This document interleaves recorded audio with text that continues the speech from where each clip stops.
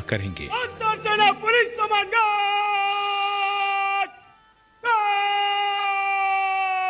The Prime Minister has arrived for his speech. सेना police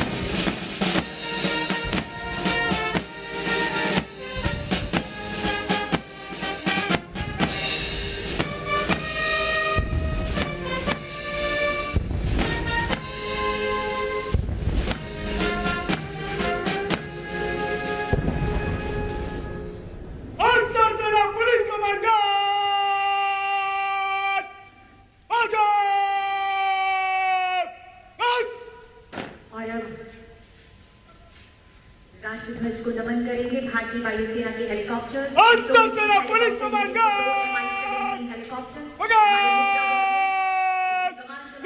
commander Anand Vinayak Agashi और दूसरे helicopter में है विंग कमांडर पुलिस कमांडर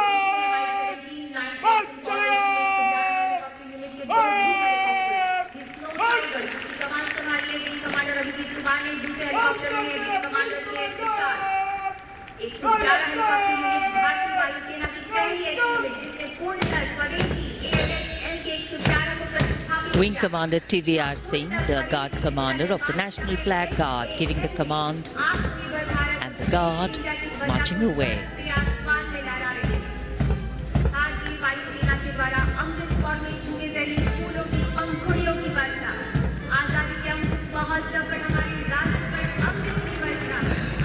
और आकाश में Mi-17 हेलीकॉप्टर्स कार्यक्रम स्थल के नजदीक आते हुए और पुष्प वर्षा कर रहे हैं आकाश से।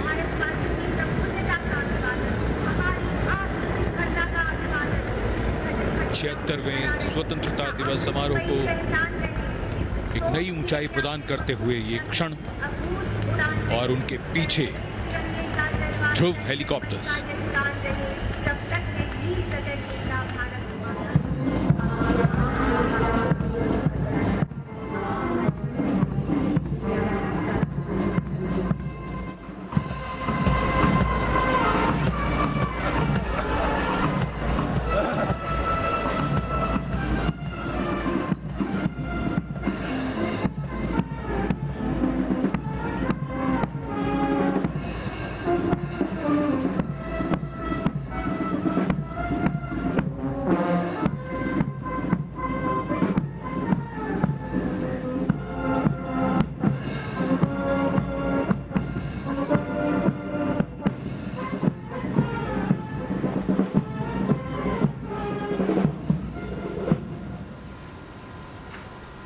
आजादी के 75 वर्ष पूर्ण होने पर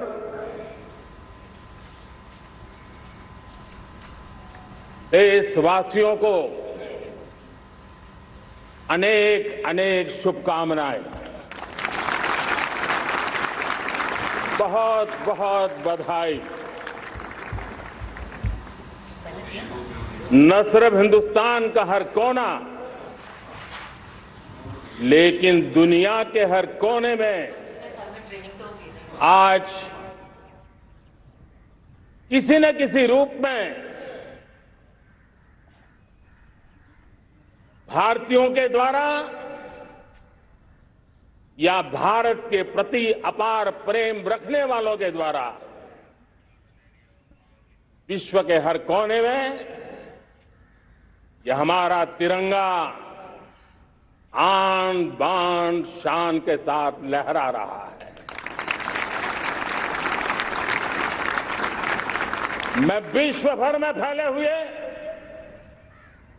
भारत प्रेमियों को, भारतीयों को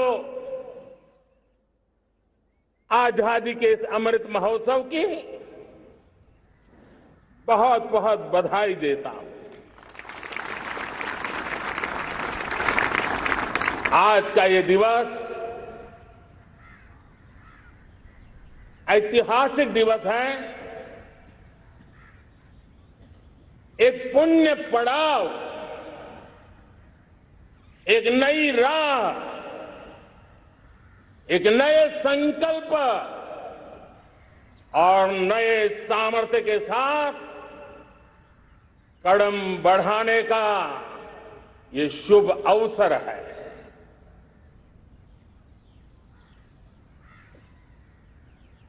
आजादी के जंग में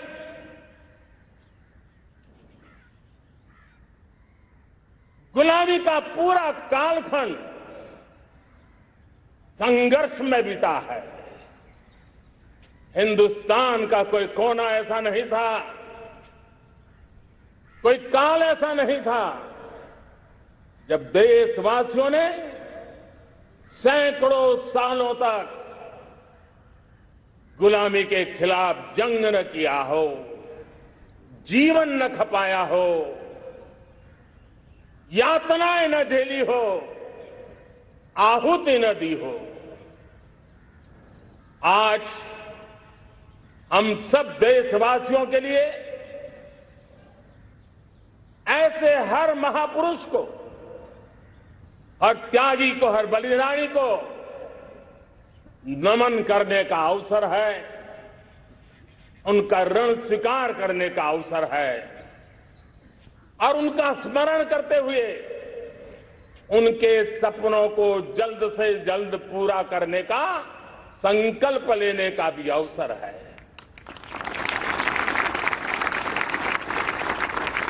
हम सभी देशवासी कृतज्ञ हैं पूज्य बापू के, नेताजी सुभाष चंद्र बोस के, बाबा साहब आंबेडकर के, वीर सावरकर के, जिन्होंने कर्तव्य पथ पर जीवन को खपा दिया। कर्तव्य पथ ही उनका जीवन पथ रहा। यह देश कृतज्ञ है मंगल पांडे, तात्या टोपे, भगत सिंह, सुखदेव, राजगुरु, चंद्रशेखर आजाद, अशफाक उल्लाह खान, राम प्रसाद बिस्मिल, अनगिनत ऐसे हमारे क्रांतिवीरों ने अंग्रेजों की हुकूमत की नींव हिला दी थी।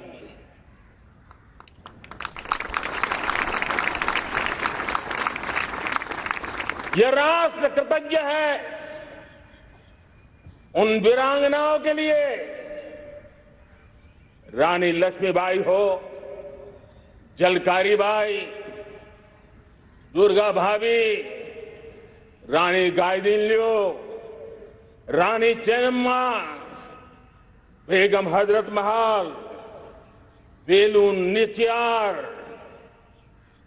भारत की नारी शक्ति क्या होती है, भारत की नारी शक्ति का संकल्प क्या होता है, भारत की नारी त्याग और बलिदान की क्या पराकाष्ठा कर सकती है, वैसी अनगिनत वीरांगनाओं का स्मरण करते हुए हर हिंदुस्तानी गर्व से भर जाता है।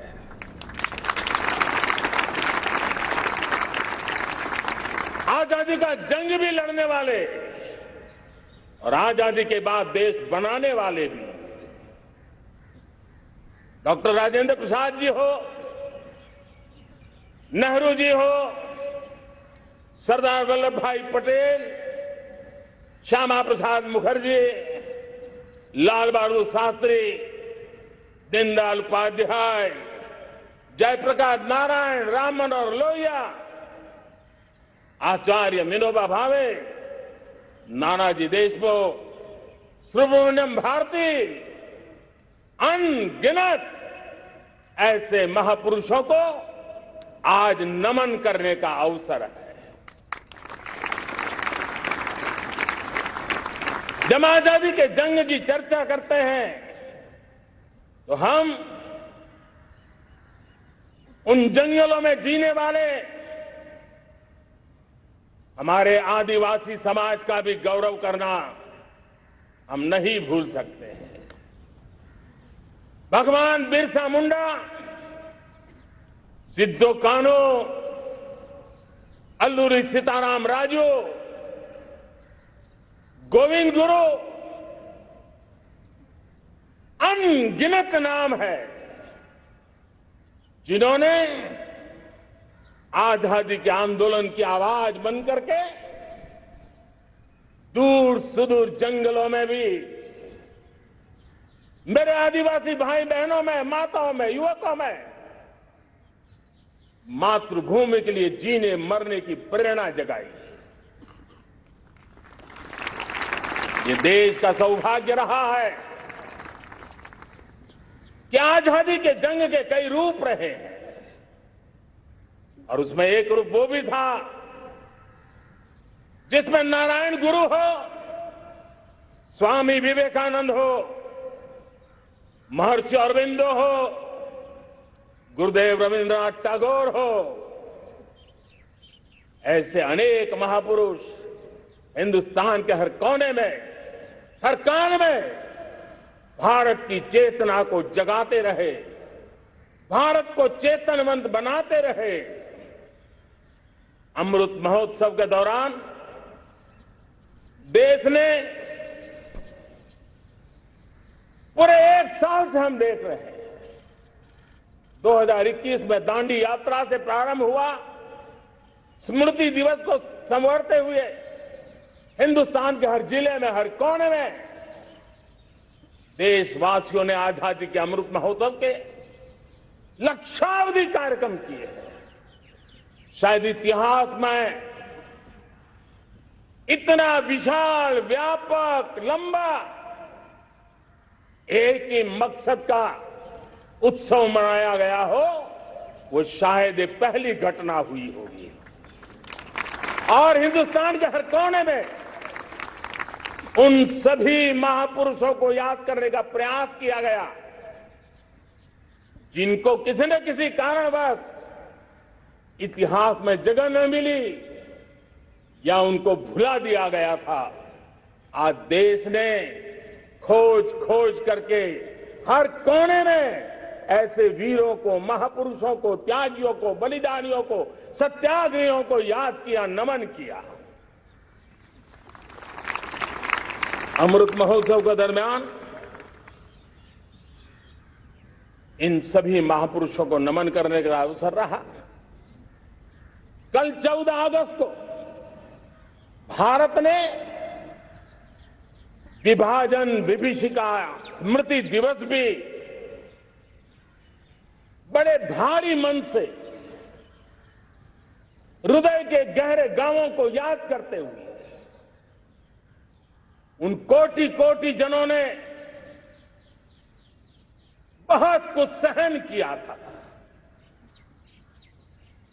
तिरंगे की शान के लिए सहन किया था, मातृभूमि की मिट्टी से मोहब्बत के कारण सहन किया था और धैर्य नहीं खोया था। भारत के प्रति प्रेम ने नई जिंदगी की शुरुआत करने का उनका संकल्प नमन करने योग्य है, प्रेरणा पाने योग्य है। आज जब हम आजादी का अमृत महोत्सव मना रहे हैं तो पिछले 75 साल में देश के लिए जीने मरने वाले, देश की सुरक्षा करने वाले, देश के संकल्पों को पूरा करने वाले, चाहे सेना के जवान हो, पुलिस के कर्मी हो, शासन में बैठे हुए ब्यूरोक्रेट्स हो, जनप्रतिनिधि हो, स्थानीय स्वराज की संस्थाओं के शासक प्रशासक रहे हो, राज्यों के शासक प्रशासक रहे हो, केंद्र के शासक प्रशासक रहे हो, 75 साल में इन सबके योगदान को भी आज स्मरण करने का अवसर है और देश के कोटि कोटि नागरिकों को भी जिन्होंने 75 साल अनेक प्रकार की कठिनाइयों के बीच भी देश को आगे बढ़ाने के लिए अपने से जो हो सका वो करने का प्रयास किया है। मेरे प्यारे देशवासियों, 75 साल की हमारी ये यात्रा अनेक उतार चढ़ाव से भरी हुई है। सुख दुख की छाया मंडराती रही है और इसके बीच भी हमारे देशवासियों ने उपलब्धियां की है, पुरुषार्थ किया है, हार नहीं मानी है, संकल्पों को ओझल नहीं होने दिया है।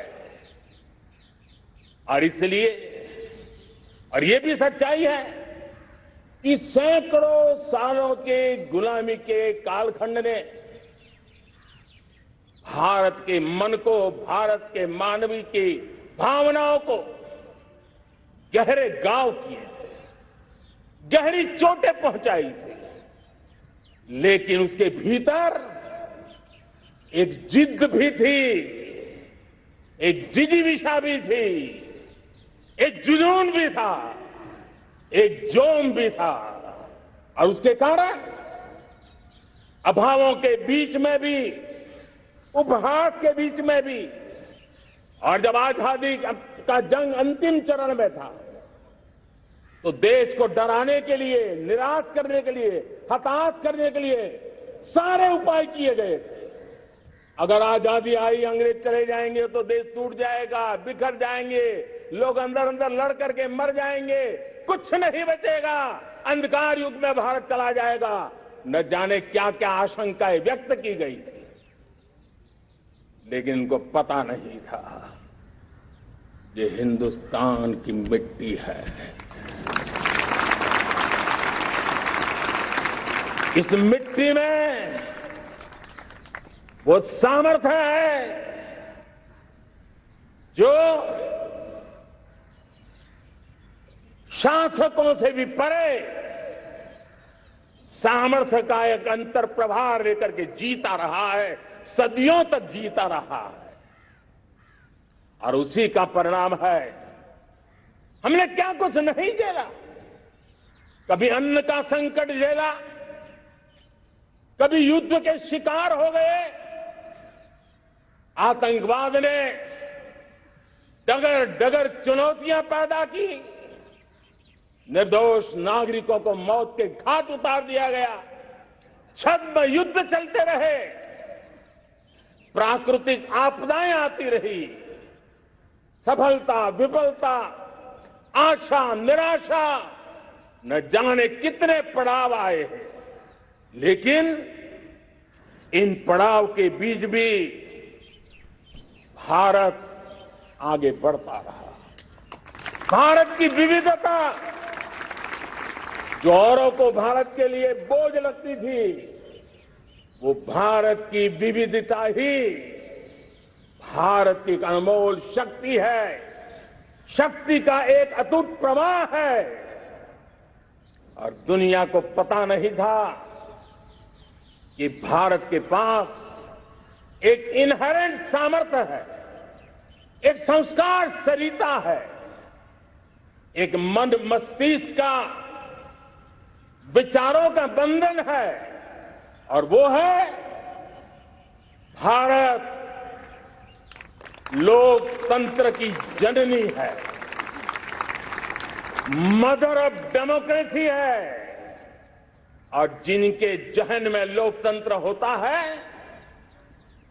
वे जब संकल्प करके चल पड़ते हैं, वो सामर्थ्य दुनिया की बड़ी बड़ी सल्तनतों के लिए भी संकट का काल लेकर के आती है। ये मदर ऑफ डेमोक्रेसी, ये लोकतंत्र की जननी हमारे भारत ने सिद्ध कर दिया कि हमारे पास ये एक अनमोल सामर्थ्य है। मेरे प्यारे देशवासियों, 75 साल की यात्रा में आशाएं, अपेक्षाएं, उतार चढ़ाव सब कुछ के बीच में हर एक के प्रयास से हम जहां तक पहुंच पाए थे, पहुंचे थे। और 2014 में देशवासियों ने मुझे दायित्व दिया। आजादी के बाद जन्मा हुआ मैं पहला व्यक्ति था जिसको लाल किले से देशवासियों का गौरवगान करने का अवसर मिला था।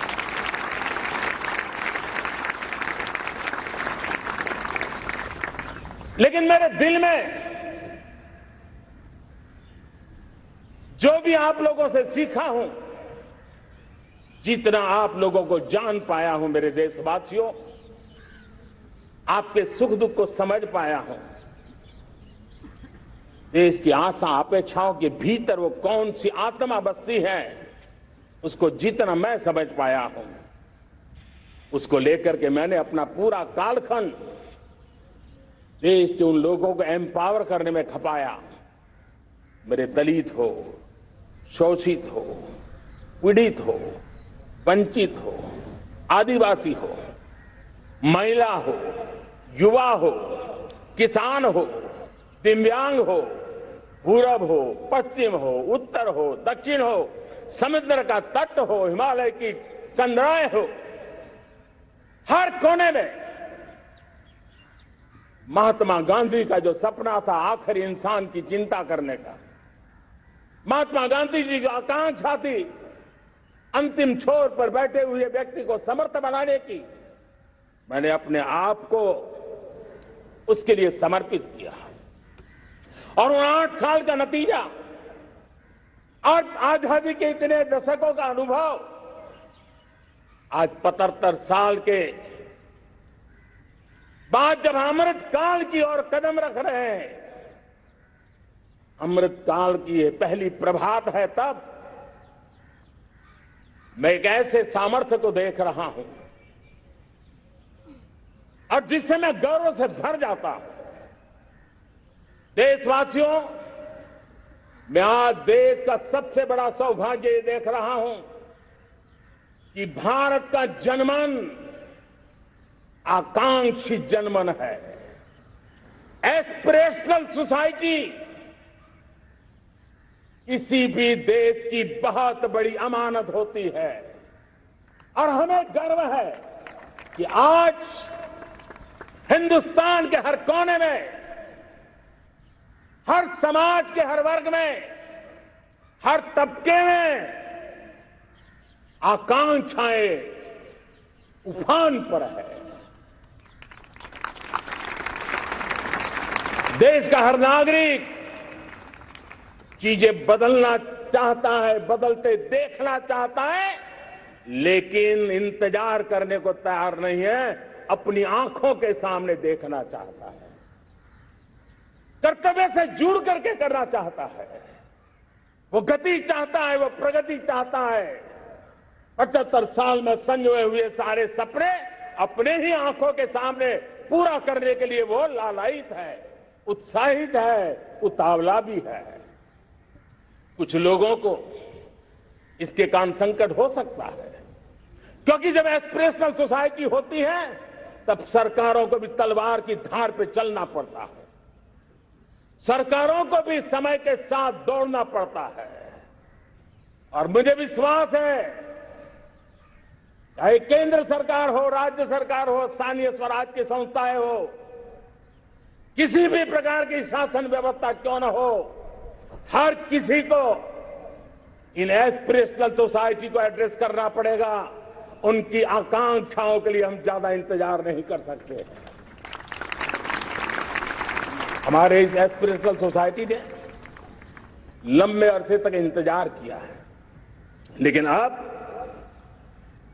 वो अपनी आने वाली पीढ़ी को इंतजार में जीने के लिए मजबूर करने को तैयार नहीं है। और इसलिए ये अमृत काल का पहली प्रभात हमें उस एस्पिरेशनल सोसाइटी की आकांक्षाओं को पूरा करने के लिए एक बहुत बड़ा सुनहरा अवसर देकर के आई है।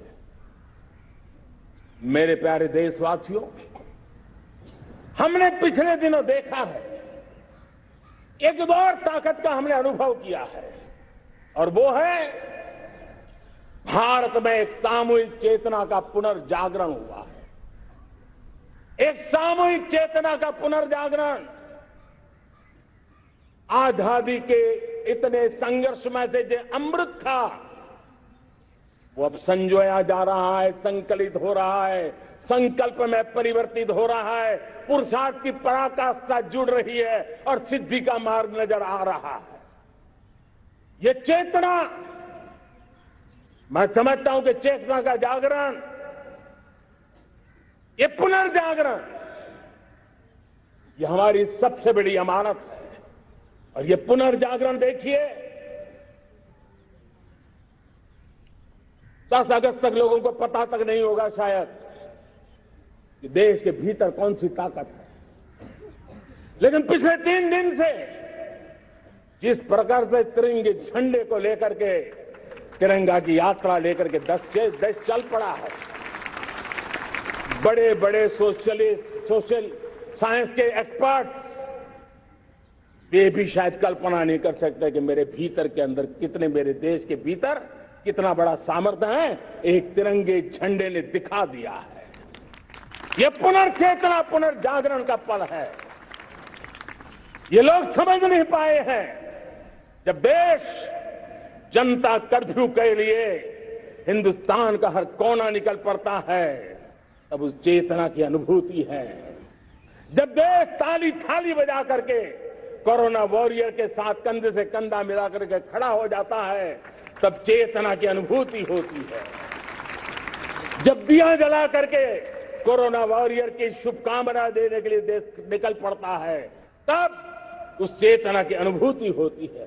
दुनिया कोरोना के कालखंड में वैक्सीन लेना या न लेना, वैक्सीन काम का है कि नहीं है, उस उलझन में जी रहा था। उस समय मेरे देश के गांव गरीब भी 200 करोड़ डोज दुनिया को चौंका देने वाला काम करके दिखा देते हैं। यही चेतना है, यही सामर्थ्य है। इस सामर्थ्य ने आज देश को एक नई ताकत दी है। मेरे प्यारे भाइयों बहनों, तीसरा एक महत्वपूर्ण सामर्थ्य मैं देख रहा हूं, जैसे एस्पिरेशनल सोसाइटी, जैसे पुनर्जागरण, वैसे ही आजादी के इतने दशकों के बाद पूरे विश्व का भारत की तरफ देखने का नजरिया बदल चुका है। विश्व भारत की तरफ गर्व से देख रहा है, अपेक्षा से देख रहा है। समस्याओं का समाधान भारत की धरती पर दुनिया खोजने लगी है। दोस्तों, विश्व का ये बदलाव, विश्व की सोच में ये परिवर्तन 75 साल की हमारी अनुभव यात्रा का परिणाम है। हम जिस प्रकार से संकल्प को लेकर चल पड़े हैं, दुनिया इसे देख रही है। और आखिरकार विश्व भी उम्मीदें लेकर के जी रहा है। उम्मीदें पूरे करने का सामर्थ्य कहां पड़ा है, वो उसे दिखने लगा है। मैं इसे स्त्री शक्ति के रूप में देखता हूं, 3 सामर्थ्य के रूप में देखता हूं। और ये त्रिशक्ति है एस्पिरेशन की, पुनर्जागरण की और विश्व की उम्मीदों की। और इसे पूरा करने के लिए हम जानते हैं दोस्तों, आज दुनिया में एक विश्वास जगने में मेरे देशवासियों की बहुत बड़ी भूमिका है। 130 करोड़ देशवासियों ने कई दशकों के अनुभव के बाद स्थिर सरकार का महत्व क्या होता है, राजनीतिक स्थिरता का महत्व क्या होता है, पॉलिटिकल स्टेबिलिटी दुनिया में किस प्रकार की ताकत दिखा सकती है, नीतियों में कैसा सामर्थ्य होता है, उन नीतियों पर विश्व का कैसे भरोसा बनता है, ये भारत ने दिखाया है और दुनिया भी इसे समझ रही है। और हम जब राजनीतिक स्थिरता हो, नीतियों में गतिशीलता हो, निर्णयों में तेजी हो, सर्वव्यापकता हो, सर्वसमावेशकता हो, तो विकास के लिए हर कोई भागीदार बनता है। हमने सबका साथ सबका विकास का मंत्र लेकर के हम चले थे, लेकिन देखते ही देखते देशवासियों ने सबका विश्वास और सबका प्रयास से उसमें और रंग भर दिए हैं। और इसलिए हमने देखा है हमारी सामूहिक शक्ति को, हमारे सामूहिक सामर्थ्य को हमने देखा है।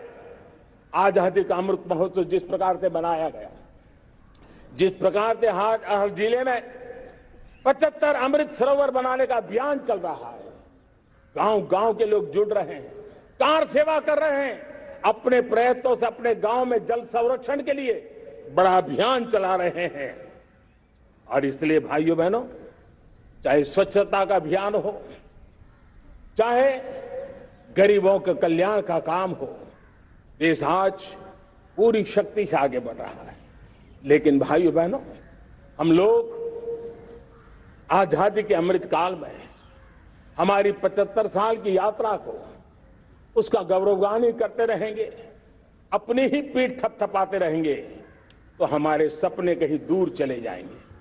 और इसलिए 75 साल का कालखंड कितना ही शानदार रहा हो, कितने ही संकटों वाला रहा हो, कितने ही चुनौतियों वाला रहा हो, कितने ही सपने अधूरे दिखते हो, उसके बावजूद भी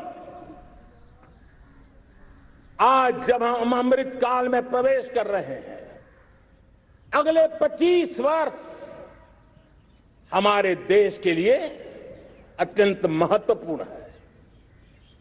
और इसलिए जब मैं आज मेरे सामने लाल किले पर से 130 करोड़ देशवासियों के सामर्थ्य का स्मरण करता हूं,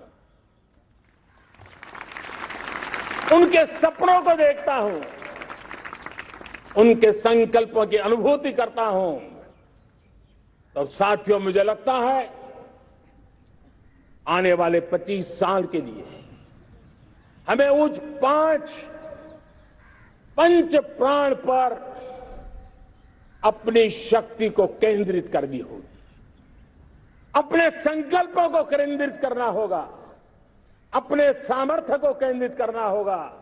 और हमें उन पंच प्राण को लेकर के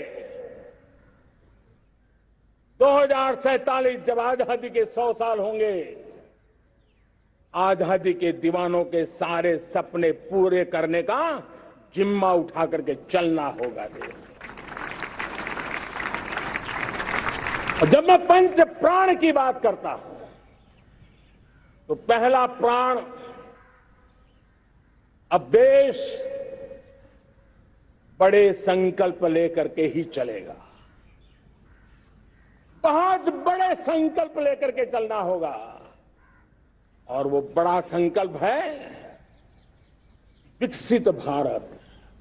अब उससे कुछ कम नहीं होना चाहिए, बड़ा संकल्प।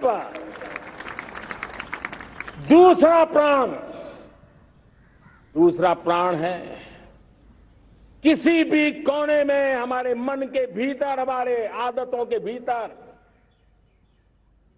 गुलामी का एक भी अंश अगर भी अभी भी है, तो उसको किसी भी हालत में बचने नहीं देना। अब 100%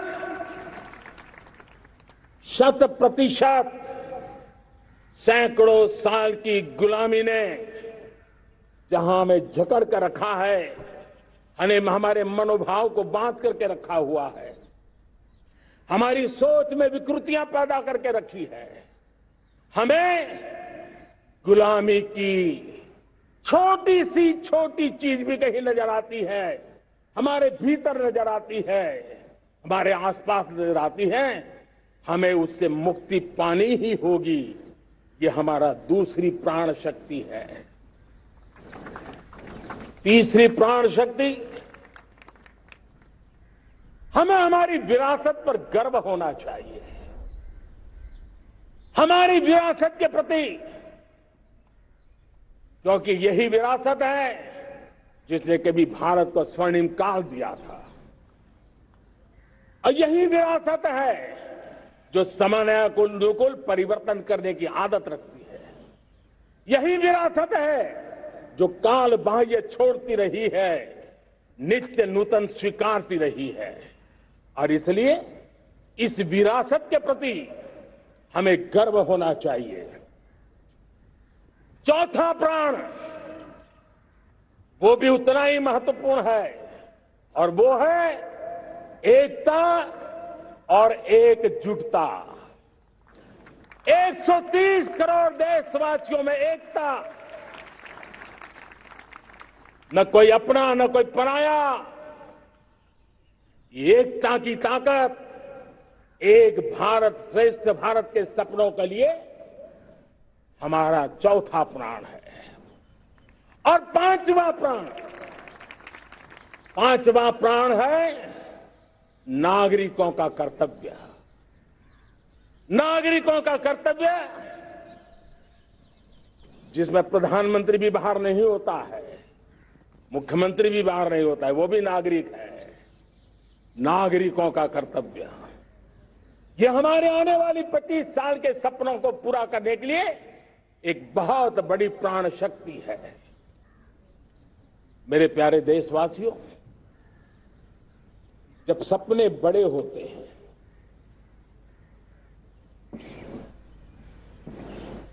जब संकल्प बड़े होते हैं, तो पुरुषार्थ भी बहुत बड़ा होता है, शक्ति भी बहुत बड़ी मात्रा में जुट जाती है। अब कोई कल्पना कर सकता है कि देश उस 40-42 के कालखंड को याद कीजिए। देश उठ खड़ा हुआ था, किसी ने हाथ में झाड़ू लिया था, किसी ने तकली ली थी, किसी ने रेंटिया लिया था, किसी ने सत्याग्रह का मार्ग चुना था, किसी ने संघर्ष का मान चुना था, किसी ने क्रांति की वीरता का रास्ता चुना था। लेकिन संकल्प बड़ा था, आजादी। और ताकत देखिए, बड़ा संकल्प था तो आजादी लेके रहे। हम आजाद हो गए। अगर संकल्प छोटा होता, सीमित होता, तो शायद आज भी संघर्ष करने के दिन चालू रहते। लेकिन संकल्प बड़ा था तो हमने हासिल भी किया। मेरे प्यारे देशवासियों, अब आज जब अमृत काल की पहली प्रभात है, तो हमें इस 25 साल में विकसित भारत बना के रहना है, अपनी आंखों के सामने। और जो 20, 22, 25 साल के नौजवान मेरे देश के मेरे सामने हैं, मेरे देश के नौजवानों, जब देश आजादी के 100 साल मनाएगा, तब आप 50-55 के हुए होंगे। मतलब आपके जीवन का ये स्वर्णिम काल, आपकी उम्र के ये 25-30 साल भारत के सपनों को पूरा करने का काल है। आप संकल्प लेकर के मेरे साथ चल पड़िए साथियों, तिरंगे झंडे की शपथ लेकर के चल पड़िए। हम सब पूरी ताकत से लगे आए। बड़ा संकल्प, मेरा देश विकसित देश होगा, डेवलप कंट्री होगा। विकास के हर पैरामीटर में हम मानव केंद्रीय व्यवस्था को विकसित करेंगे। हमारे केंद्र में मानव होगा, हमारे केंद्र में के मानव की आशा आकांक्षाएं होगी। हम जानते हैं, भारत जब बड़े संकल्प करता है तो करके भी दिखाता है। जब मैंने यहां स्वच्छता की बात कही थी मेरे पहले भाषण में, देश चल पड़ा, जिससे जहां हो सका स्वच्छता की ओर आगे बढ़ा और गंदगी के प्रति नफरत एक स्वभाव बनता गया। यही तो देश है जिसने इसको करके दिखाया है और कर भी रहा है, आगे भी कर रहा है। यही तो देश है जिसने वैक्सीनेशन, दुनिया दुविधा में थी, 200 करोड़ का लक्ष्य पार कर लिया, समय सीमा में कर लिया, पुराने सारे रिकॉर्ड तोड़ के कर लिया। ये देश कर सकता है। हमने तय किया था देश को खाड़ी के तेल पर हम गुजारा करते हैं, झाड़ी के तेल की ओर कैसे बढ़े। 10% इथेनॉल ब्लेंडिंग का सपना बड़ा लगता था, पुराना इतिहास बताता था संभव नहीं है, लेकिन समय से पहले 10% इथेनॉल ब्लेंडिंग करके देश ने इस सपने को पूरा कर दिया। भाइयों बहनों, 2.5 करोड़ लोगों को इतने कम समय में बिजली कनेक्शन पहुंचाना छोटा काम नहीं था, देश ने करके दिखाया। लाखों परिवारों के घर में जल से नल, नल से जल, नल से जल पहुंचाने का काम आज देश तेज गति से कर रहा है। खुले में शौच से मुक्ति भारत के अंदर आज संभव हो पाया है। मेरे प्यारे देशवासियों, अनुभव कहता है कि एक बार हम सब संकल्प लेकर के चल पड़े तो हम निर्धारित लक्ष्यों को पार कर सकते हैं। रिन्यूएबल एनर्जी का लक्ष्य हो, देश में नए मेडिकल कॉलेज बनाने का इरादा हो, डॉक्टरों की तैयारी करवानी हो, हर क्षेत्र में पहले से गति बहुत बड़ी है। और इसलिए मैं कहता हूं, अब आने वाले 25 साल बड़े संकल्प के हो। यही हमारा प्राण, वही हमारा प्रण भी होना चाहिए। दूसरी बात मैंने कही है, उस प्राण शक्ति की मैंने चर्चा की है कि गुलामी की मानसिकता। देश की सोचिए भाइयों, कब तक दुनिया हमें सर्टिफिकेट बांटती रहेगी? कब तक दुनिया के सर्टिफिकेट पर हम गुजारा करेंगे? क्या हम अपने मानक नहीं बनाएंगे? क्या 130 करोड़ का देश अपने मानकों को पार करने के लिए पुरुषार्थ नहीं कर सकता है? हमें किसी भी हालत में औरों के जैसा दिखने की कोशिश करने की जरूरत नहीं है। हम जैसे हैं वैसे, लेकिन सामर्थ्य के साथ खड़े होंगे, ये हमारा मिजाज होना चाहिए। हमें गुलामी से मुक्ति चाहिए। हमारे मन के भीतर दूर दूर 7 समंदर के नीचे भी गुलामी का तत्व नहीं बच रहना चाहिए। और मैं आशा देखता हूं, जिस प्रकार से नई राष्ट्रीय शिक्षा नीति बनी है, जिस मंथन के साथ बनी है, कोटि कोटि लोगों के विचार प्रवाह को संकलित करते हुए बनी है, और भारत की धरती की जमीन से जुड़ी हुई शिक्षा नीति बनी है। रसखस हमारी धरती के मिले हैं। हमने जो कौशल्य पर बल दिया है, ये एक ऐसा सामर्थ्य है जो हमें गुलामी से मुक्ति की ताकत देगा। हमने देखा है कभी कभी तो हमारी टैलेंट भाषा के बंधनों में बन जाती है। यह गुलामी की मानसिकता का परिणाम है। हमें हमारे देश की हर भाषा पे गर्व होना चाहिए। वो हमें भाषा आती हो या ना आती हो, लेकिन मेरे देश की भाषा है, मेरे पूर्वजों ने दुनिया को दी हुई ये भेंट सौगात है, हमें गर्व होना चाहिए। मेरे साथियों, आज डिजिटल इंडिया का रूप हम देख रहे हैं, स्टार्टअप देख रहे हैं। कौन लोग हैं? ये वो टैलेंट है जो टियर 2, टियर 3 सिटी में किसी गांव गरीब के परिवार में बसे हुए लोग हैं।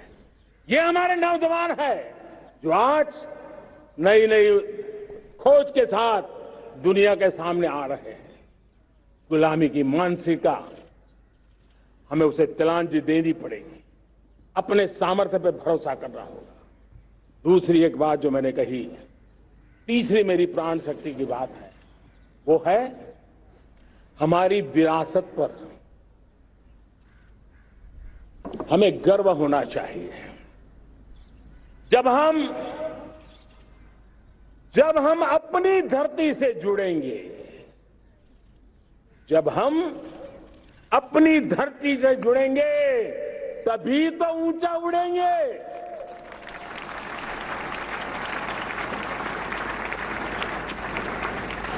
और जब हम ऊंचा उड़ेंगे तो हम विश्व को भी समाधान दे पाएंगे।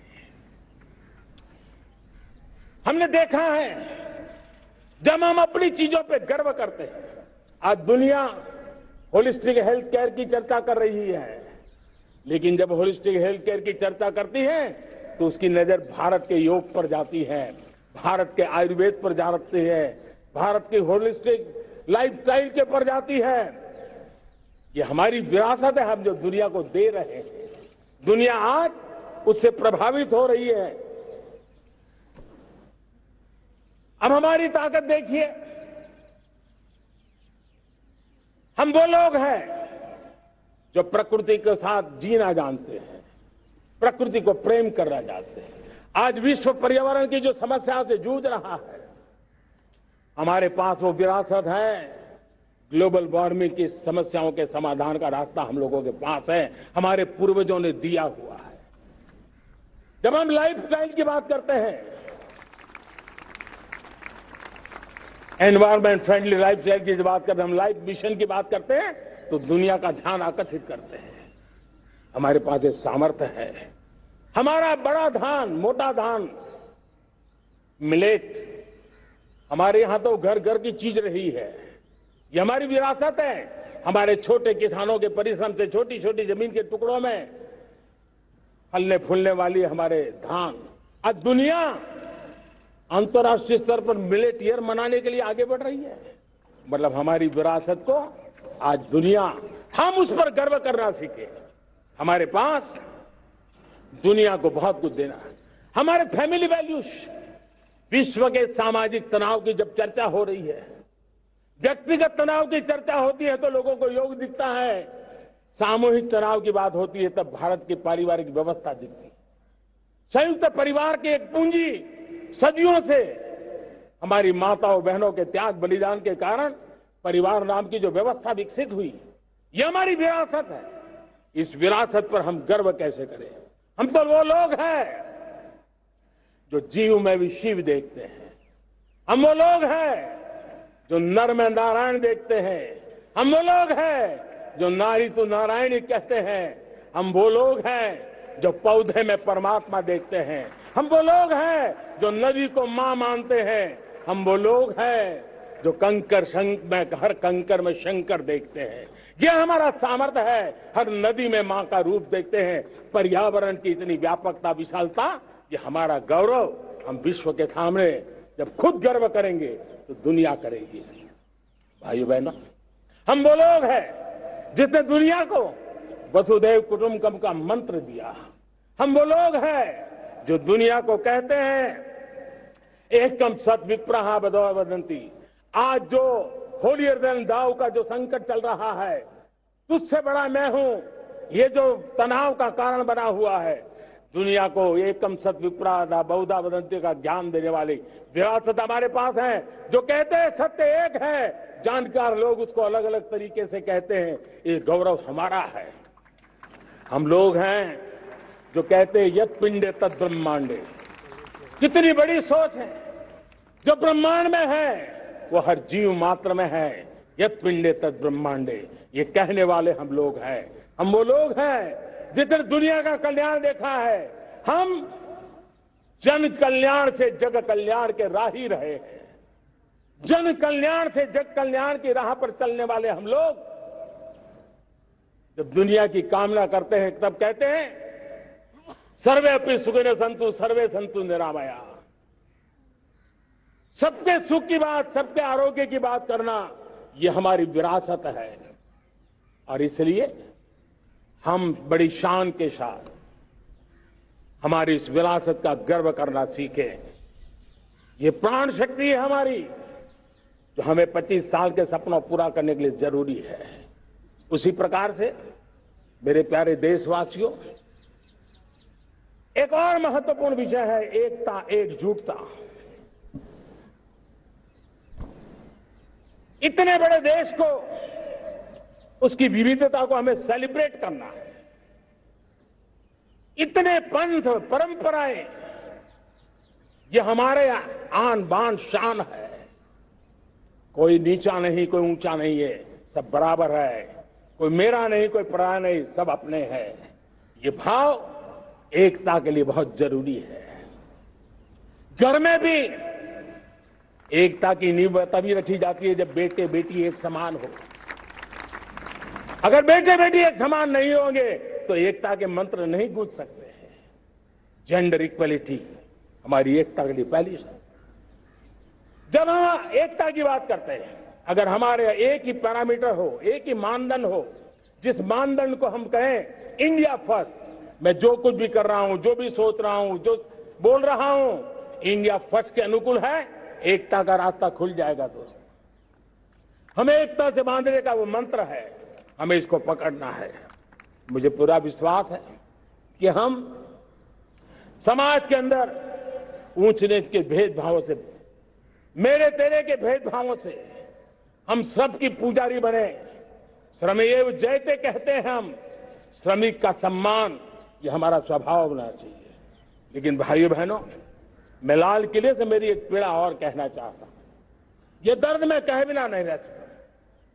मैं जानता हूं कि शायद लाल किले का विषय नहीं हो सकता है, लेकिन मेरे भीतर का दर्द मैं कहां कहूंगा। देशवासियों के सामने नहीं कहूंगा तो कहां कहूंगा। और वो है,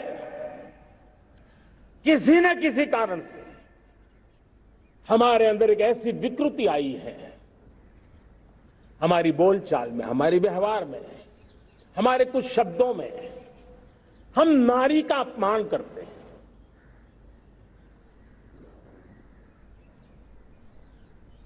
क्या हम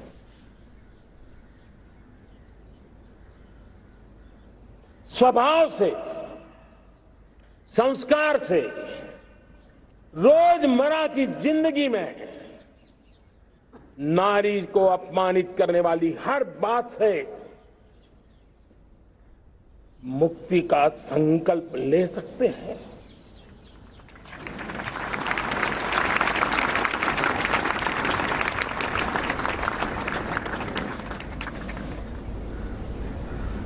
नारी का गौरव राष्ट्र के सपने पूरे करने में बहुत बड़ी पूंजी बनने वाला है। ये सामर्थ्य मैं देख रहा हूं और इसलिए मैं इस बात का आग्रही हूं। मेरे प्यारे देशवासियों, मैं 5वीं प्राण शक्ति की बात करता हूं और वो 5वीं प्राण शक्ति है नागरिक का कर्तव्य। दुनिया में जिन जिन देशों ने प्रगति की है, जिन जिन देशों ने कुछ अचीव किया है, व्यक्तिगत जीवन में भी जिसने अचीव किया है, कुछ बातें उभर करके सामने आती हैं। एक, अनुशासित जीवन। दूसरा, कर्तव्य के प्रति समर्पण।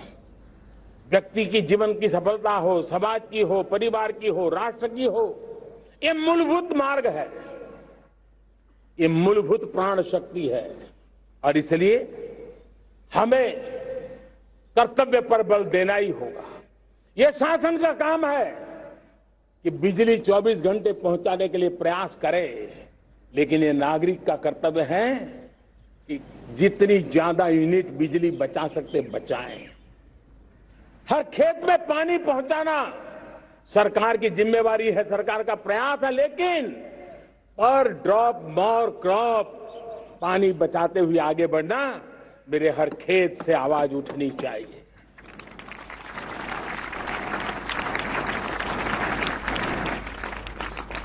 केमिकल मुक्त खेती, ऑर्गेनिक फार्मिंग, प्राकृतिक खेती, ये हमारा कर्तव्य है।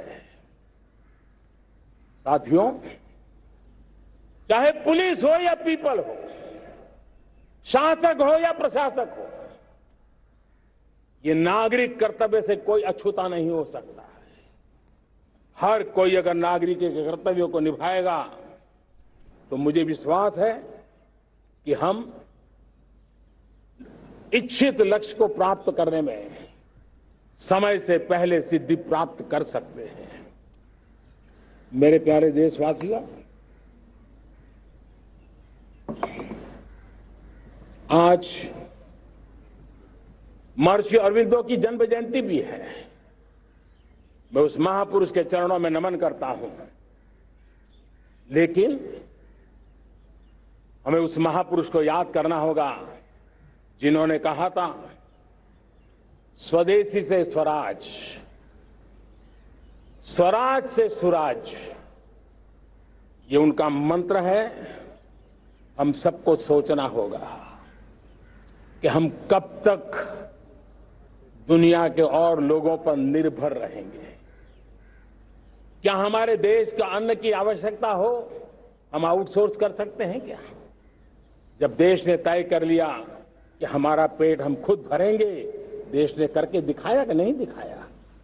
एक बार संकल्प लेते हैं तो होता है दोस्त। और इसलिए आत्मनिर्भर भारत, ये हर नागरिक का, हर सरकार का, समाज के हर इकाई का ये दायित्व बन जाता है।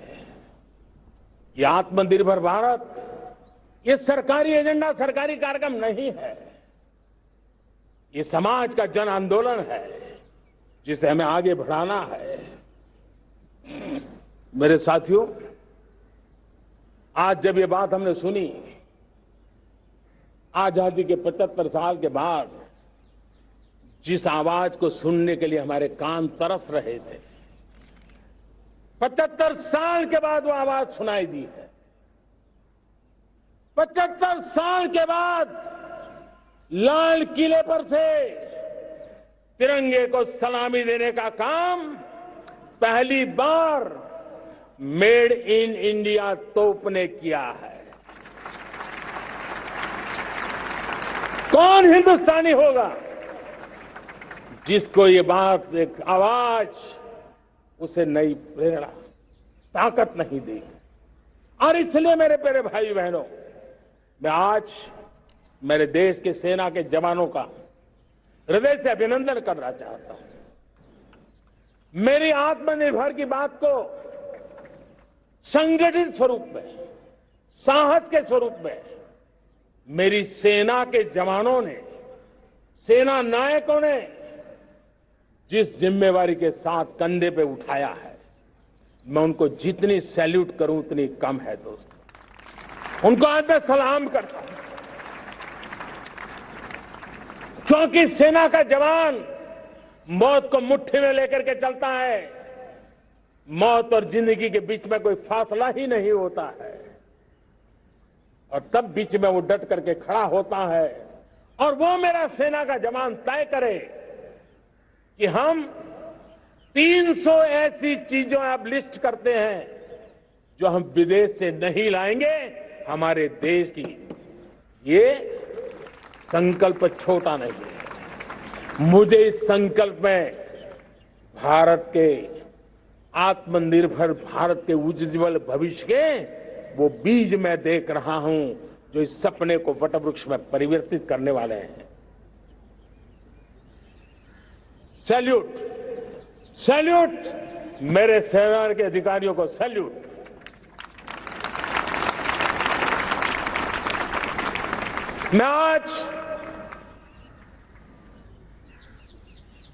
मैं मेरे छोटे छोटे बालकों को, 5 साल 7 साल की आयु के बालक, उनको भी सैल्यूट करना चाहता हूं, उनको भी सलाम करना चाहता हूं। जब देश के सामने चेतना जगी, मैंने सैकड़ों परिवारों से सुना है 5-5, 7 साल के बच्चे घर में कह रहे हैं कि अब हम विदेशी खिलौने से नहीं खेलते। 5 साल का बच्चा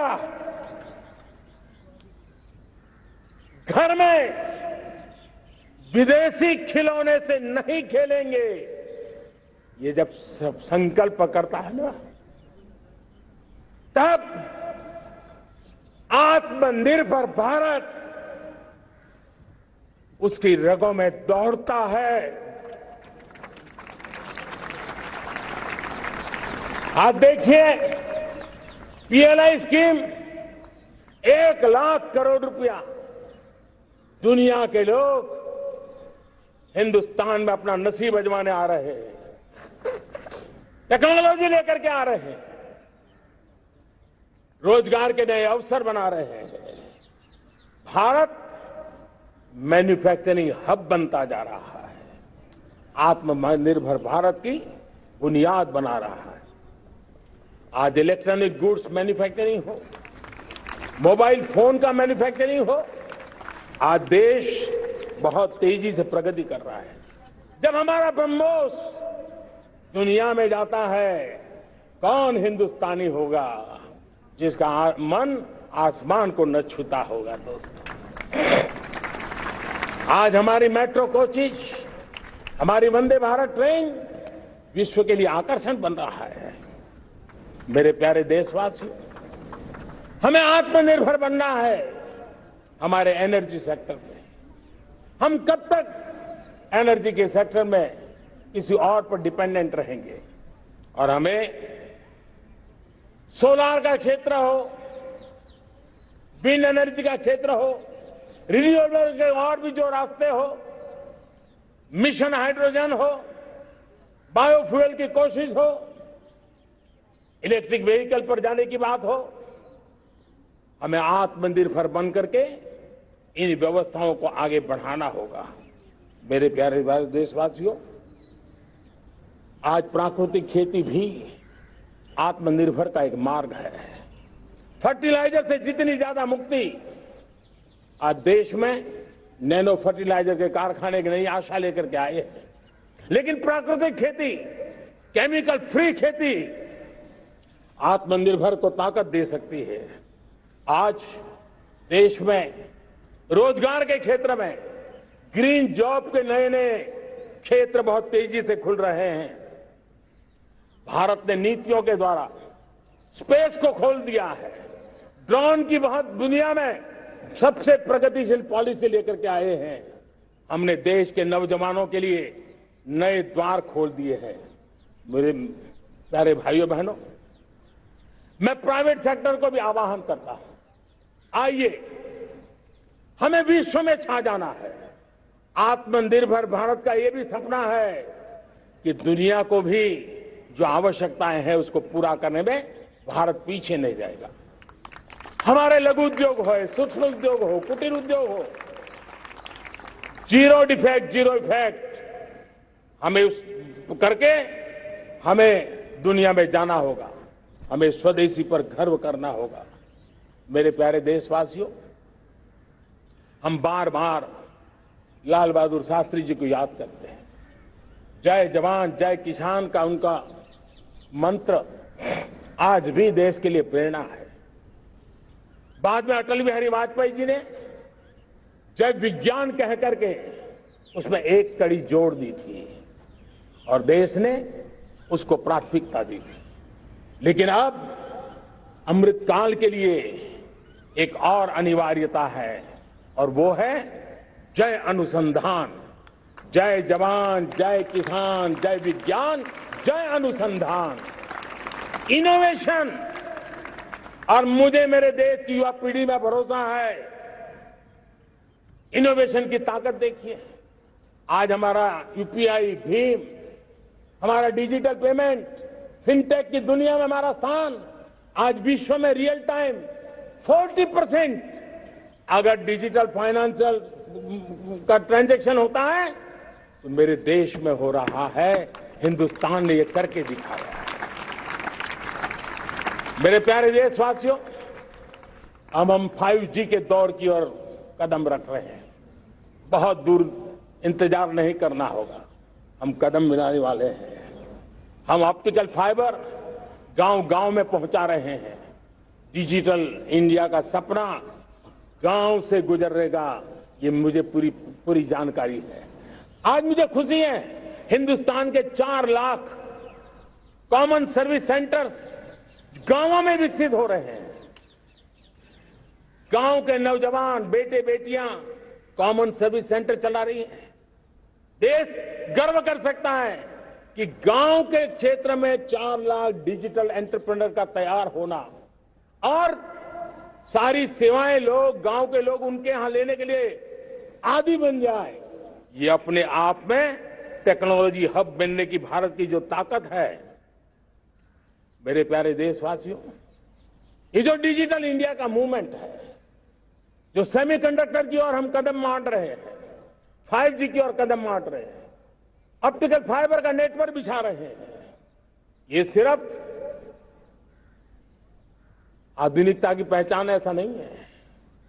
3 बड़ी ताकतें इसके अंदर समाहित है। शिक्षा में आमूलचूल क्रांति, ये डिजिटल माध्यम से आने वाली है। स्वास्थ्य सेवाओं में आमूलचूल क्रांति डिजिटल से आने वाली है। कृषि जीवन में भी बहुत बड़ा बदलाव डिजिटल से आने वाला है। एक नया विश्व तैयार हो रहा है। भारत उसे आगे बढ़ाने के लिए, और मैं साफ देख रहा हूं दोस्तों, ये डेकेड मानव जात के लिए टेकेड का समय है, टेक्नोलॉजी का डेकेड है। भारत के लिए तो ये टेकेड जिसका मन टेक्नोलॉजी से जुड़ा हुआ है, आईटी की दुनिया में भारत ने अपना एक लोहा बनवा लिया है, तो ये टेकेड का सामर्थ्य भारत के प्रयास है।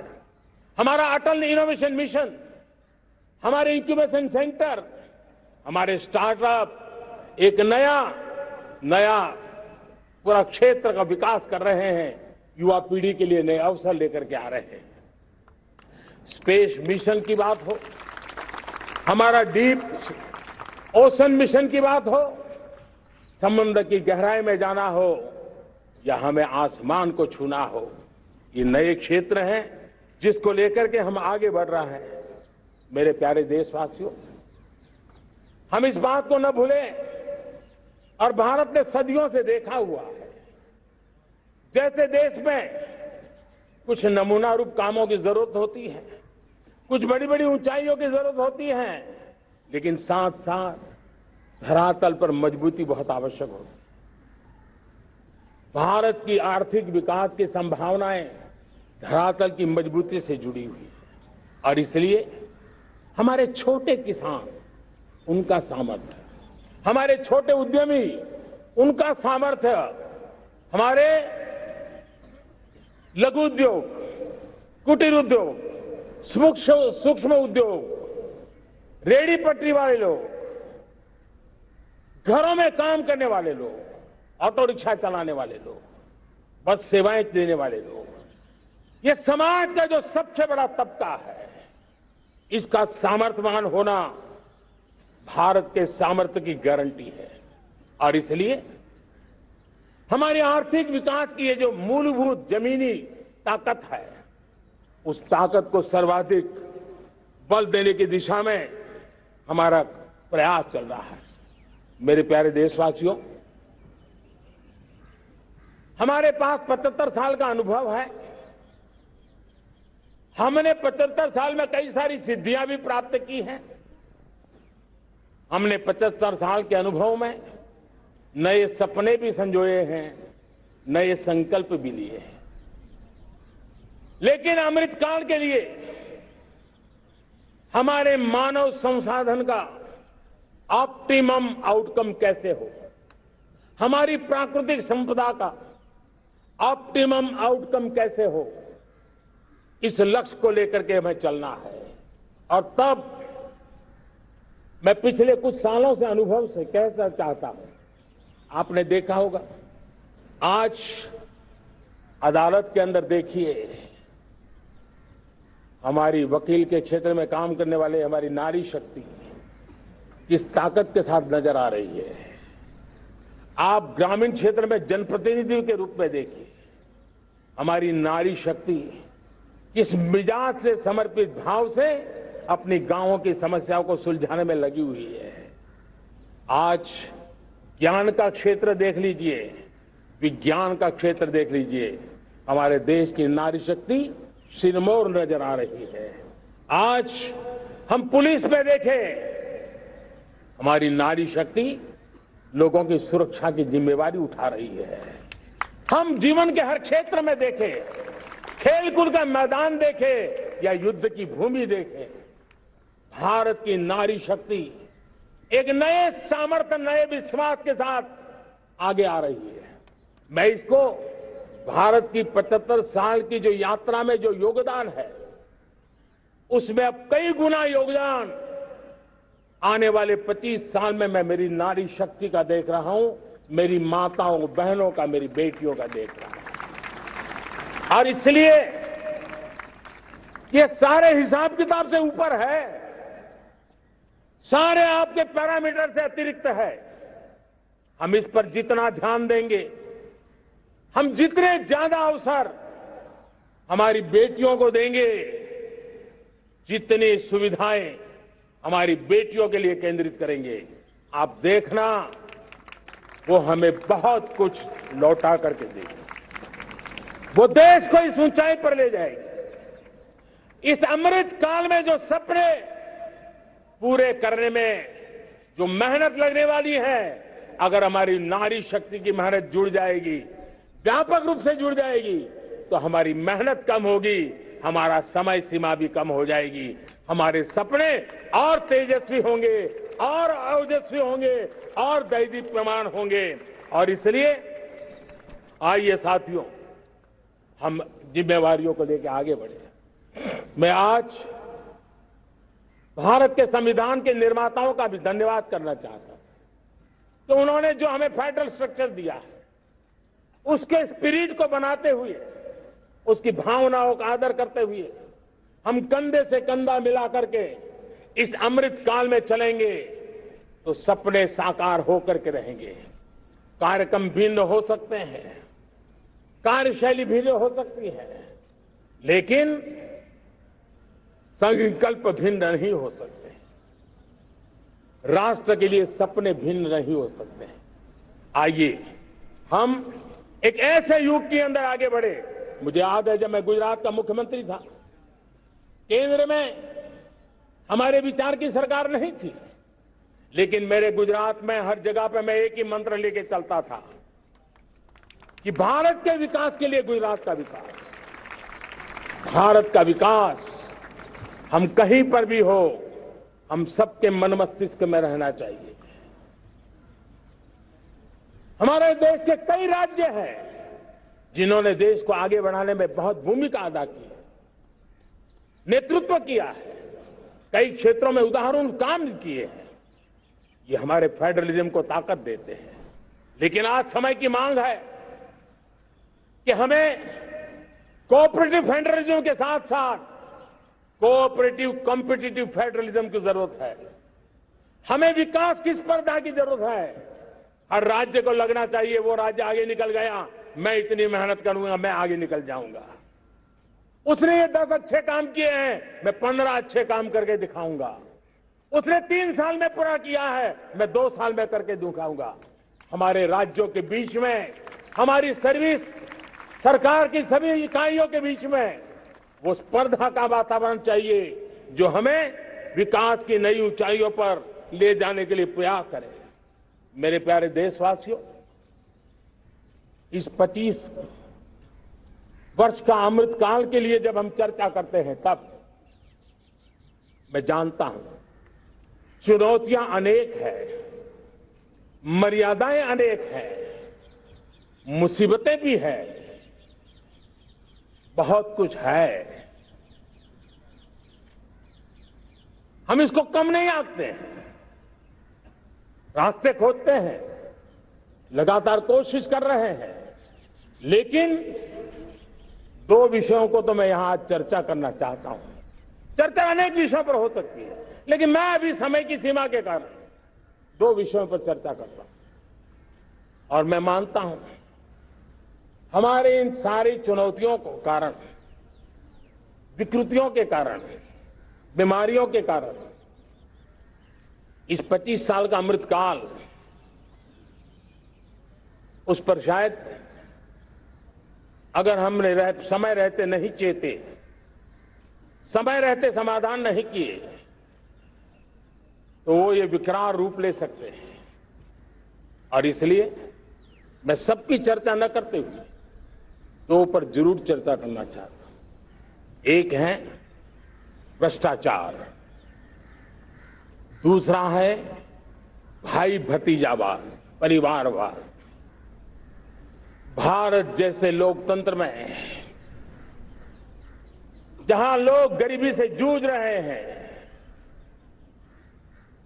जब एक तरफ से देखते हैं कि एक तरफ वो लोग हैं जिनके पास रहने के लिए जगह नहीं है, दूसरी पर वो तरफ लोग हैं जिनको अपना चोरी किया हुआ माल रखने के लिए जगह नहीं है, ये स्थिति अच्छी नहीं है। और इसलिए हमें भ्रष्टाचार के खिलाफ पूरी ताकत से लड़ना है।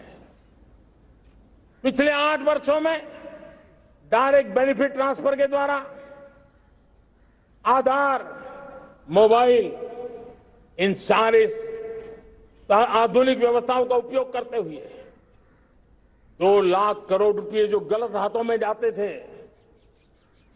उसको बचा करके देश की भलाई के लिए काम लगाने में हम सफल हुए हैं। जो लोग पिछली सरकारों में बैंकों को लूट लूट करके भाग गए, उनकी संपत्तियां जब्त कर करके वापस लाने की कोशिश कर रहे हैं। कईयों को जेलों में जीने के लिए मजबूर करके रखा हुआ है। हमारी कोशिश है जिन्होंने देश को लूटा है उनको लौटाना पड़े, वो स्थिति हम पैदा करेंगे। भाइयों बहनों, अब भ्रष्टाचार के खिलाफ मैं साफ देख रहा हूं कि हम एक निर्णायक कालखंड में कदम रख रहे हैं। बड़े बड़े चमरबंदी भी बच नहीं पाएंगे। इस मिजाज के साथ भ्रष्टाचार के खिलाफ एक निर्णायक कालखंड में अब हिंदुस्तान कदम रख रहा है। और मैं लाल किले की प्राचीर से बड़ी जिम्मेवारी के साथ कह रहा हूं। और इसलिए भाइयों बहनों, भ्रष्टाचार दीमक की तरह देश को खोखला कर रहा है। मुझे इसके खिलाफ लड़ाई लड़नी है, लड़ाई को तेज करना है, निर्णायक मोड़ पे लेकर के ही जाना है। तब मेरे 130 करोड़ देशवासी, आप मुझे आशीर्वाद दीजिए, आप मेरा साथ दीजिए। मैं आज आपसे साथ मांगने आया, आपका सहयोग मांगने आया हूं, ताकि मैं इस लड़ाई को लड़ पाऊं, इस लड़ाई को देश जीत पाए और सामान्य नागरिक की जिंदगी भ्रष्टाचार ने तबाह करके रखी हुई है। मैं मेरे इन सामान्य नागरिक की जिंदगी को फिर से शान बान शान के लिए जीने के लिए रास्ता बनाना चाहता हूं। और इसलिए मेरे प्यारे देशवासियों, ये चिंता का विषय है कि आज देश में भ्रष्टाचार के प्रति नफरत तो दिखती है, व्यक्त भी होती है, लेकिन कभी कभी भ्रष्टाचारियों के प्रति उदारता बरती जाती है। किसी भी देश में ये शोभा नहीं देगा। कई लोग तो इतनी बेशर्मी तक चले जाते हैं कि कोर्ट में सजा हो चुकी हो, भ्रष्टाचारी सिद्ध हो चुका हो, जेल जाना तय हो चुका हो, जेल गुजार रहे हो, उसके बावजूद भी उनका महिमा मंडन करने में लगे रहते हैं, उनकी शान शौकत में लगे रहते हैं, उनकी प्रतिष्ठा बनाने में लगे रहते हैं। अगर जब तक समाज में गंदगी के प्रति नफरत नहीं होती है, स्वच्छता की चेतना जगती नहीं है। जब तक भ्रष्टाचार और भ्रष्टाचारी के प्रति नफरत का भाव पैदा नहीं होता है, सामाजिक रूप से उसको नीचा देखने के लिए मजबूर नहीं करते, तब तक एक मानसिकता खत्म होने वाली नहीं है। और इसलिए भ्रष्टाचार के प्रति भी और भ्रष्टाचारियों के प्रति भी हमें बहुत जागरूक होने की जरूरत है। दूसरी एक चर्चा मैं करना चाहता हूं, भाई भतीजावाद। और जब मैं भाई भतीजावाद, परिवारवाद की बात करता हूं तो लोगों को लगता है मैं सिर्फ राजनीतिक क्षेत्र की बात करता हूं। जी नहीं, दुर्भाग्य से राजनीतिक क्षेत्र की उस बुराई ने हिंदुस्तान की हर संस्थाओं में परिवारवाद को पोषित कर दिया है। परिवारवाद हमारी अनेक संस्थाओं को अपने में लपेटे हुए है और उसके कारण मेरे देश की टैलेंट को नुकसान होता है, मेरे देश के सामर्थ्य को नुकसान होता है। जिनके पास अवसर की संभावनाएं हैं वो परिवारवाद, भाई भतीजे के बाद बाहर रह जाता है। भ्रष्टाचार का भी कारण ये भी एक बन जाता है ताकि उसका कोई भाई भतीजे के कार्य आसरा नहीं है तो लगता है चलो भाई कहीं से खरीद करके के जगह बना लूं। इस परिवारवाद से, भाई भतीजावाद से हमें हर संस्थाओं में एक नफरत पैदा करनी पड़ी होगी, जागरूकता पैदा करनी होगी, तब हम हमारी संस्थाओं को बचा पाएंगे। संस्थाओं के उज्जवल भविष्य के लिए बहुत आवश्यक है। उसी प्रकार से राजनीति में भी परिवारवाद ने देश के सामर्थ्य को सबसे सारा अन्याय किया है। परिवारवादी राजनीति परिवार की भलाई के लिए होती है, उसको देश की भलाई से कोई लेना देना नहीं होता है। और इसलिए लाल किले की प्राचीर से तिरंगे झंडे के आन बान शान के नीचे भारत के संविधान का स्मरण करते हुए मैं देशवासियों को खुले मन से कहना चाहता हूं, आइए हिंदुस्तान के राजनीति के शुद्धिकरण के लिए भी, हिंदुस्तान की सभी संस्थाओं के शुद्धिकरण के लिए भी हमें देश को इस परिवारवादी मानसिकता से मुक्ति दिला करके योग्यता के आधार पर देश को आगे ले जाने की ओर बढ़ना होगा। यह अनिवार्यता है, वरना हर किसी का मन कुंठित रहता है कि मैं उसके लिए योग्य था, मुझे नहीं मिला क्योंकि मेरा कोई चाचा, मामा, पिता, दादा, दादी, नाना, नानी कोई वहां थे नहीं। ये मनस्थिति किसी भी देश के लिए अच्छी नहीं। मेरे देश के नौजवानों, मैं आपके उज्जवल भविष्य के लिए, आपके सपनों के लिए, मैं भाई भतीजावाद के खिलाफ लड़ाई में आपका साथ चाहता हूं। परिवारवादी राजनीति के खिलाफ लड़ाई में मैं आपका साथ चाहता हूं। ये संवैधानिक जिम्मेवारी मानता हूं मैं, ये लोकतंत्र की जिम्मेवारी मानता हूं मैं, ये लाल किले के प्राचीर से कही गई बात की ताकत में मानता हूं और इसलिए मैं आज आपका अवसर चाहता हूं। हमने देखा पिछले दिनों खेलों में, ऐसा तो नहीं है कि देश के पास पहले प्रतिभाएं नहीं रही होंगी, ऐसा तो नहीं है कि खेलकूद की दुनिया में हिंदुस्तान के नौजवान, हमारे बेटे बेटियां कुछ कर नहीं सकते, लेकिन सिलेक्शन भाई भतीजेवाद की चैनल से गुजरते थे और उसके कारण वो खेल के मैदान तक, उस देश तक तो पहुंच जाते थे। जीत हार से उन्हें लेना देना नहीं था, लेकिन जब ट्रांसपेरेंसी आई, योग्यता के आधार पर खिलाड़ियों का चयन होने लगा, पूर्ण पारदर्शिता से खेल के मैदान में सामर्थ्य का सम्मान होने लगा, आज देखिए दुनिया में खेल के मैदान में भारत का तिरंगा फहरता है, भारत का राष्ट्रगान गाया जाता है, गर्व होता है और परिवारवाद से मुक्ति होती है, भाई भतीजावाद से मुक्ति होती है, तो ये नतीजे आते हैं। मेरे प्यारे देशवासियों, ये ठीक है, चुनौतियां बहुत हैं। अगर इस देश के सामने करोड़ों संकट है तो करोड़ों समाधान भी है और मेरा 130 करोड़ देशवासियों पर भरोसा है। 130 करोड़ देशवासी निर्धारित लक्ष्य के साथ,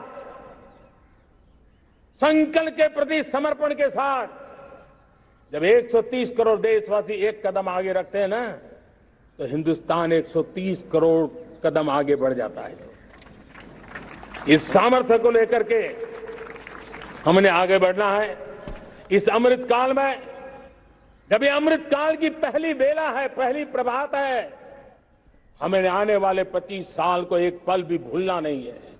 एक एक दिन समय का प्रत्येक क्षण, जीवन का प्रत्येक कण मातृभूमि के लिए जीना, और तभी आजादी के दीवानों को हमारी सच्ची श्रद्धांजलि होगी। तभी 75 साल तक देश को यहां तक पहुंचाने में जिन जिन लोगों ने योगदान किया, उनका पुण्य स्मरण हमें काम आएगा। मैं देशवासियों से आग्रह करते हुए, नई संभावनाओं को संजोते हुए, नए संकल्पों को पार करते हुए, आगे बढ़ने का विश्वास लेकर के आज अमृत काल का आरंभ करते हैं। आजादी का अमृत महोत्सव अब अमृत काल की दिशा में पलट चुका है, आगे बढ़ चुका है। तब इस अमृत काल में सबका प्रयास अनिवार्य है, सबका प्रयास ही परिणाम लाने वाला है। टीम इंडिया की भावना ही देश को आगे बढ़ने वाली है।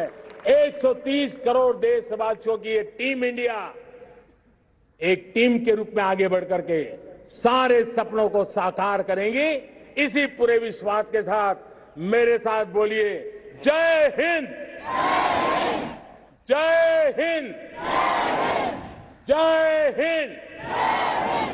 भारत माता की, भारत माता की, भारत माता की, वंदे, वंदे, वंदे। बहुत बहुत धन्यवाद।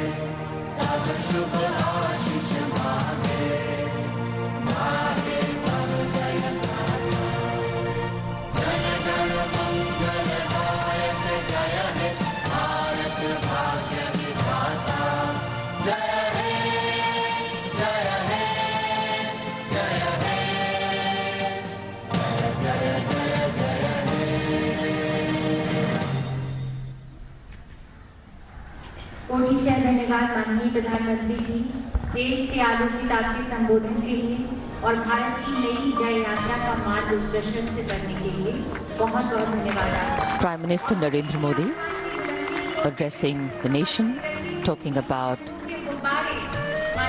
the government, its policies and what it has in store. And here the pale blue of a monsoon sky, seeing the rising and collective aspirations of a nation. देश के लिए विजन भी और नए डिसीजन भी, इन महत्वपूर्ण संबोधनों के दूरगामी प्रभाव हम सबने देखे हैं। हालात बदलने के लिए सोच बदलना बेहद जरूरी है। माननीय प्रधानमंत्री का ऐतिहासिक संबोधन लाल किले की प्राचीर से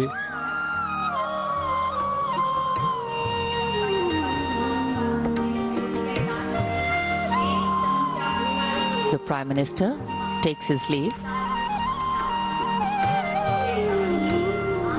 Ceremonies conclude, but celebrations continue. The most powerful way for us to celebrate, of course, is to live the values that democracy stands for. And as we step into the 76th year of our independence, the completed figure of 75 leaves us with a responsibility greater than ever before. Have we achieved what we envisioned for ourselves? If we've made progress, have we managed to ensure that the most needy have also been included? If we are achieving scale in implementation, what is the quality that we have been able to deliver? Times are changing very rapidly.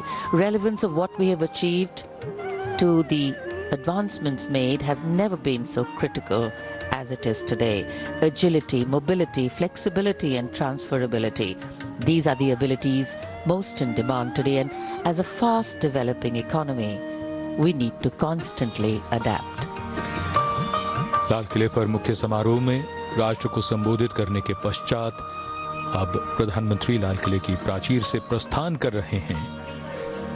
आज यहां चारों ओर तिरंगे का रंग छाया है।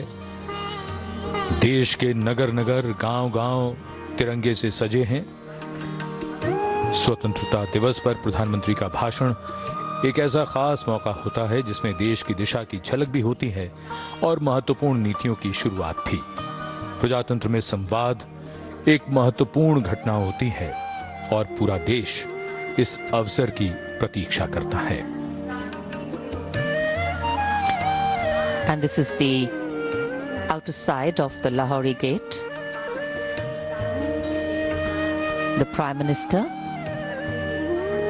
with his carcade will soon exit from this gate. These are two mechanized elephants as a part of the special decorations today, and this is a zoom out shot of the same place. लाल किल्ल्यावर पंतप्रधान नरेंद्र मोदी यांच्याकडून ध्वजारोहण करण्यात आलं आणि देशवासियांना त्यांनी स्वातंत्र्य दिनाच्या शुभेच्छा दिल्या। Viewing this celebration. India 5 नवे संकल्प सुद्धा पंतप्रधान मोदींनी या दरम्यान देशवासियांना संबोधित करताना मांडले।